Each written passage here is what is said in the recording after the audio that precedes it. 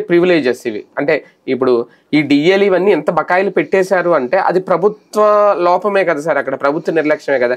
ఎప్పటికైనా ఇప్పుడు ఒక రిటైర్మెంట్ అయిన ఉద్యోగికి తనకు రావాల్సిన బెనిఫిట్స్ ఇప్పుడు ఆపేస్తున్నారు అంటే అతను ఎన్నాళ్ళు చేసిన సర్వీస్కి ఇంకా ప్రభుత్వం ఇచ్చేదేముంది? అక్కడ ప్రభుత్వ ఉద్యోగం నష్టపోతున్నాడా, వీళ్ళు కావాలని మోసం చేస్తున్నారా? మనము మన స్వార్థమే చూసుకుంటూ మిగతా వాళ్ళని పట్టించుకోకపోతే జరిగేదే ఇప్పుడు. నిజం, వీళ్ళకి డిఏ 6 నెలలకోసారి ఇస్తారు. అది డిఏ ఓ రకంగా జీతం పెంపు లాంటిది. అవును కదా. మరి కాంట్రాక్ట్ ఉద్యోగికి డిఏ ఎవడిస్తున్నాడు? అవుట్ సోర్సింగ్ ఉద్యోగికి డిఏ ఎవడిస్తున్నాడు? వాళ్ళు ఎంతమంది ఉన్నారు?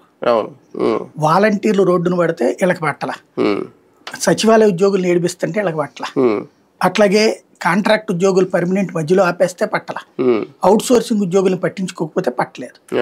వాళ్ళందరూ వీళ్ళ కోసం మాత్రం గొడవ చేయాలి. అకస్మాత్తుగా వీళ్ళ స్వార్థం వీళ్ళు చూసుకున్నారు.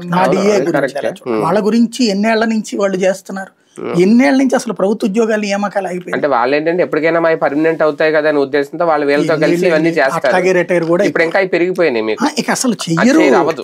ఇప్పుడు ఆ టీచర్ ఉద్యోగాలు కూడా ఏంటంటే వాళ్ళకి ఎన్నికల డ్యూటీలు వేస్తున్నారు కాబట్టి అదైనా చేస్తున్నారు అంతే. అవును, లేకపోతే అది కూడా చేయరు. పోలీసులు కూడా అక్కడ సహకరించాలి కాబట్టి ఆ రెండే చేస్తున్నారు.